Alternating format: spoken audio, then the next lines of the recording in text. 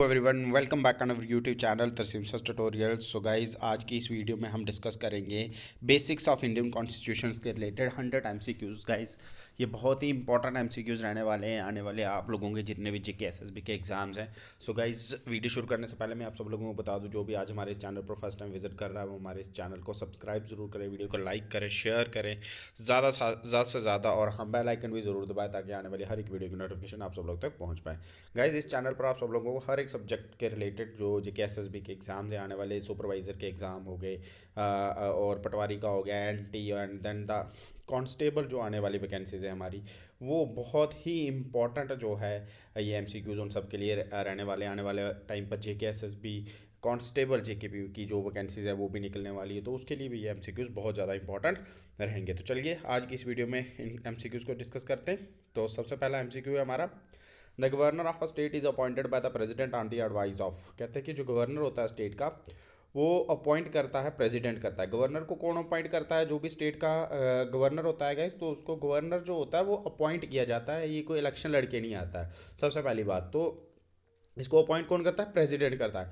लेकिन किसकी एडवाइस पर प्रेसिडेंट जो होता है गवर्नर को अपॉइंट करता है? तो इसका राइट आंसर हमारे पास रहेगा प्राइम मिनिस्टर। जो प्राइम मिनिस्टर होता है देश का, उसकी एडवाइस पर गवर्नर क्या करता है, हमारा जो प्रेसिडेंट क्या करता है, गवर्नर को अपॉइंट करता है। प्राइम मिनिस्टर प्रेसिडेंट को बताता है कि भाई इस तरीके से इस बंदे को आप अपॉइंट कीजिए इस स्टेट का governor. So on the advice of prime minister, जो प्रेसिडेंट होता है वो क्या करता है, अपॉइंट करता है गवर्नर किसी भी स्टेट का। तो चलिए क्वेश्चन नंबर सेकंड की बात करते हैं।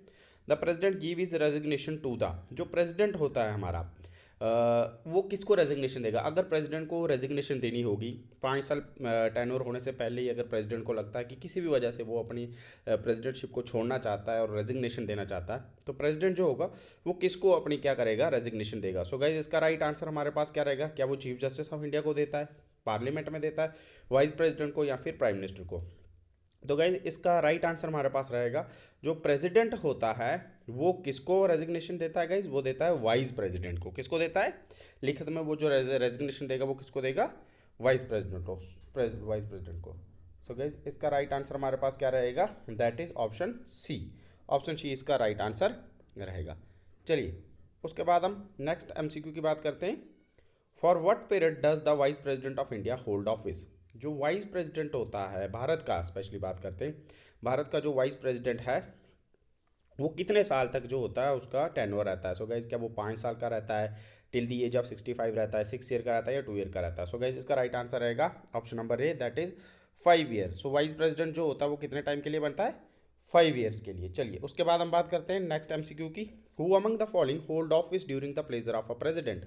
कहते हैं कि कौन जो होता है प्लेजर ऑफ द प्रेसिडेंट के अंतर्गत क्या करता है, ऑफिस को होल्ड करता है? Governor, election commissioner, speaker of the Lok Sabha, या फिर प्राइम मिनिस्टर? सो गाइस, ये गवर्नर होता है। ऑप्शन ए राइट आंसर रहेगा। जब भी प्रेसिडेंट चाहे किसी भी गवर्नर को हटाना, सो प्रेसिडेंट आराम से उसको कहेगा कि आपको अब हम इस गवर्नरशिप से हटा रहे हैं, और उसकी जगह दूसरे बंदे को गवर्नर अपॉइंट कर सकता है। चलिए उसके बाद हम बात करते हैं क्वेश्चन नंबर 5 की। Which of the following is not true regarding the payment of the emoluments of the president? President की जो पेमेंट ऑफ एमोलमेंट होती है उसके रिलेटेड, उसके रिगार्डिंग कौन सा नीचे जो ऑप्शन है वो क्या है? ट्रू नहीं है, सही नहीं है। सो गाइस, इसका राइट आंसर रहेगा they are charge on the contingency fund of India. उनको they are charge on the contingency fund of the India, ये जो रहेगा इसका राइट आंसर रहेगा। That is option number C will be the right answer. Then उसके बाद हम बात करते हैं नेक्स्ट क्वेश्चन की। हमारे पास नेक्स्ट क्वेश्चन जो रहेगा वो है हमारे पास question number 6। The total number of members nominated by president to the Lok Sabha and the Rajya Sabha is? Total number of president पूछा, टोटल नंबर ऑफ मेंबर्स पूछा हुआ है कि प्रेसिडेंट कितने लोकसभा और राज्यसभा में कितने मेंबर्स को अपॉइंट करता है, नॉमिनेट करता है। सो गाइज, हमारे पास जो नॉमिनेट है वो कितने करता है? वो 2 लोकसभा में करता है और 12 राज्यसभा में करता है। तो ओवरऑल अगर हम मिलाएंगे तो कितने हो जाएंगे? वो 14। तो कितने मेंबर्स को वो क्या करता है, नॉमिनेट करता है? 14 दोनों को मिलाकर। एक हाउस में 2, यानी कि लोकसभा में 2 में वो 2 बंदों को क्या करेगा, वो नॉमिनेट करेगा, और राज्यसभा में कितनों को करेगा? 12 बंदों को। ओके, सो गाइस चलिए उसके बाद हम नेक्स्ट एमसीक्यू की बात करते हैं। विच of the following does not constitute the electoral college for electing the president? कहते हैं कि प्रेसिडेंट ऑफ इंडिया, जो भारत के प्रेसिडेंट का इलेक्शन होता है गाइज, उसमें उस इलेक्शन में इलेक्टोरल कॉलेज जो होता है वो पार्टिसिपेट करता है। उसमें हमारे पास क्या क्या आता है, लोकसभा के मेंबर, राज्यसभा के मेंबर और स्टेट लेजिस्लेटिव असेंबली के मेंबर। सो नीचे देखिए ऑप्शन में से कौन सा ऐसा ऑप्शन है जो प्रेसिडेंट के इलेक्शन में पार्टिसिपेट नहीं करता।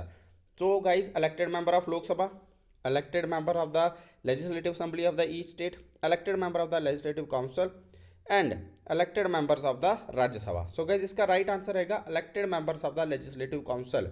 लेजिस्लेटिव काउंसिल जो होती है स्टेट की, उसके मेंबर्स जो होते हैं वो पार्टिसिपेट नहीं करते, बल्कि elected member of the legislative assembly of the state की कर सकते हैं। उसके साथ राज्यसभा और उसके साथ लोकसभा के भी इलेक्टेड मेंबर्स जो होते हैं वो क्या करते हैं, पार्टिसिपेट कर सकते हैं किसके, प्रेसिडेंट के इलेक्शन में। सो गाइज, ये जो elected member of the legislative council होते हैं ये पार्टिसिपेट नहीं करते हैं। सो गाइज, इसका राइट आंसर हमारे पास रहेगा ऑप्शन नंबर सी। देन उसके बाद हम बात करते हैं नेक्स्ट क्वेश्चन की। The council of minister in a parliamentary type of government can remain in office till it enjoy the support of, जो काउंसिल ऑफ मिनिस्टर होती है पार्लियामेंट्री टाइप ऑफ गवर्नमेंट में, वो कब तक रहती है, कब तक वो जो होती है सपोर्ट करेगा, कब तक वो क्या रहेगा, इंजॉय करेगा the support of the government और द पार्लियामेंट। ठीक है। सो गाइज, जो काउंसिल ऑफ मिनिस्टर होता है इन parliamentary type of government can remain in its office, वो कब तक रहेगा, मतलब कोई भी मिनिस्टर जो होता है काउंसिल का वो कब तक ऑफिस में रहता है, कब तक वो काउंसिल ऑफ मेंबर का काउंसिल का जो होगा मेंबर बना रहेगा। सो गाइज, इसका राइट आंसर रहेगा majority of the member of the lower house of the parliament. जब तक जो लोअर हाउस में गवर्नमेंट के पास मेजॉरिटी है सरकार बनाए रखने के लिए, तब तक जो काउंसिल होगी वो बनी रहेगी। और एक अगर क्या हो जाए किसी वजह से जो लोअर हाउस में उनकी जो ओवरऑल स्ट्रेंथ है वो कम हो जाए, तो क्या हो जाएगा, गवर्नमेंट ही पूरी गिर जाएगी। सो फिर काउंसिल कहाँ से रहेगी। सो गाइज, इसका राइट आंसर हमारे पास रहेगा ऑप्शन नंबर, हमारे पास रहेगा majority of the member of the lower house of the parliament, that is option number D will be the right answer. तो चलिए उसके बाद हम नेक्स्ट एमसीक्यू की बात करते हैं। हमारे पास नेक्स्ट एमसीक्यू जो रहेगा, इसका राइट आंसर है हमारे पास ऑप्शन डी। देन उसके बाद हम बात करते हैं next MCQ, that is which of the following appointment is not made by the president of India. नीचे देखिए ऑप्शन में से कौन सी ऐसी अपॉइंटमेंट जो होती है वो प्रेसिडेंट ऑफ इंडिया नहीं करता है। तो स्पीकर ऑफ द लोकसभा, इसको अपॉइंट जो होता है वो प्रेसिडेंट नहीं करता है। सो इसका राइट आंसर हमारे पास क्या रहेगा गाइज, इसका राइट आंसर हमारे पास रहेगा ऑप्शन नंबर बी। चलिए उसके बाद हम नेक्स्ट एमसीक्यू की बात करते हैं। Who appoints the prime minister of India. Prime minister of India को कौन अपॉइंट करता है गाइज, तो ये भी इजी है। प्राइम मिनिस्टर ऑफ इंडिया को कौन अपॉइंट करता है, हमारा प्रेसिडेंट करता है। तो इसका राइट आंसर हमारे पास क्या रहेगा गाइज, इसका राइट आंसर हमारे पास रहेगा ऑप्शन नंबर बी। चलिए उसके बाद हम बात करते हैं the first women governor of the state in free India was. पहली वुमेन गवर्नर जो थी भारत की, फ्री इंडिया की, वो कौन थी। सो गाइज, किसी भी एक स्टेट की पहली वुमेन गवर्नर कौन बनी थी, तो उनका नाम था सरोजनी नायडू। ओके, चलिए इसका ऑप्शन रहेगा, आंसर रहेगा option number C, that is Sarojini Naidu. उसके बाद हम नेक्स्ट क्वेश्चन पे चलते हैं। Minimum age required to contest for presidentship is. Minimum age कितनी होती है प्रेसिडेंटशिप के लिए, यानी कि प्रेसिडेंट का इलेक्शन लड़ने के लिए एक बंदे के पास मिनिमम एज कितनी चाहिए। सो गाइज, इसका राइट आंसर रहेगा that is 35 year, option number C will be the right answer. चलिए उसके बाद हम बात करते हैं क्वेश्चन नंबर 13 की। The charge of impeachment against the president of India for his removal can be preferred bye. कहते हैं कि इम्पीचमेंट प्रोसेस जो प्रेसिडेंट के ऊपर चलती है गाइज, आर्टिकल 61 के तहत अगर किसी प्रेसिडेंट को हमें भारत के कॉन्स्टिट्यूशन के अकॉर्डिंग 5 साल से पहले निकालना हो, लगे कि भाई ये प्रेसिडेंट सही नहीं है, तो उसके ऊपर महाभियोग चलता है, इम्पीचमेंट चलता है, इम्पीचमेंट का प्रोसेस। सो गाइज, इसका राइट आंसर इस ये क्वेश्चन ये कहता है कि जो चार्ज ऑफ इम्पीचमेंट होता है against the president of India for his removal can be preferred bye, उसको प्रेफर्ड कौन करता है, both house of the parliament, speaker of the Lok Sabha and chairman of the Rajya Sabha, या फिर राज्यसभा लोकसभा। क्या राइट आंसर रहेगा। सो गाइज, इसका राइट आंसर रहेगा that is both house of the parliament. Okay, option A will be the right answer. इसका right answer क्या रहेगा, option A जो होगा वो राइट आंसर रहेगा, both house of the parliament. Then उसके बाद हम बात करते हैं नेक्स्ट एमसीक्यू की। Chief justice of the union territory where chief justice of union territory where such a setup exist is appointed by. कहते हैं कि चीफ मिनिस्टर, चीफ जस्टिस नहीं गाइस, चीफ मिनिस्टर जो होता है यूनियन टेरिटरी का, अगर कहीं पर ऐसी यूनियन टेरिटरी हो जिसकी लेजिस्लेटिव असेंबली भी हो, जैसे दिल्ली होगी, जैसे हमारे पास पौंडीचेरी होगी और अब JNK, तो उसका जो चीफ मिनिस्टर होगा उस यूनियन टेरिटरी का जिसकी लेजिस्लेटिव असेंबली भी होगी, उसको कौन अपॉइंट करेगा। सो गाइज, यूनियन टेरिटरी के चीफ मिनिस्टर को अपॉइंट कौन करता है गाइज, उसको अपॉइंट करेगा लेफ्टिनेंट गवर्नर। चलिए उसके बाद हम बात करते हैं नेक्स्ट एमसीक्यू की, who was the first prime minister of India. Guys बहुत इजी क्वेश्चन है, पहला प्रेसिडेंट जो इंडिया का था वो कौन था। सो गाइज वो थे Jawaharlal Nehru ji. Option number A will be the right answer. Then उसके बाद हम बात करते हैं, in case a president dies while in office the vice president can act as a president for maximum period of. अगर प्रेसिडेंट जो वो मर जाए ऑफिस में ही, तो वाइस प्रेसिडेंट प्रेसिडेंट का काम करेगा और कितने टाइम तक वो कर सकता है लगातार। सो गाइस याद रखना 6 मंथ के लिए वो कर सकता है और 6 मंथ के बाद आपको क्या करना पड़ेगा, न्यू प्रेसिडेंट का इलेक्शन करवाना पड़ेगा। दैट इज हमारे पास इसका राइट आंसर रहेगा ऑप्शन नंबर सी। उसके बाद हम बात करते हैं, ये union council of minister consist of, जो यूनियन काउंसिल ऑफ मिनिस्टर होते हैं उनमें क्या क्या आता है गाइज। तो इसका राइट आंसर हमारे पास रहेगा, उसमें हमारे पास आता है cabinet minister, minister of state and deputy minister. So guys इसका राइट आंसर रहेगा option number A will be the right answer. चलिए उसके बाद हम बात करते हैं क्वेश्चन नंबर नेक्स्ट क्वेश्चन की हम बात करते हैं। इसका राइट आंसर मैं आप लोगों को बता दूं, क्वेश्चन नंबर 17 का इसका राइट आंसर रहेगा ऑप्शन नंबर ए। देन उसके बाद हम बात करते हैं, who administered the oath of the office to the president of India before he enters upon the office. जो प्रेसिडेंट होता है उसे शपथ कौन दिलाता है। सो गाइज इसका राइट आंसर रहेगा chief justice of India. Chief justice of India जो है वो क्या करता है, प्रेसिडेंट को शपथ दिलाता है।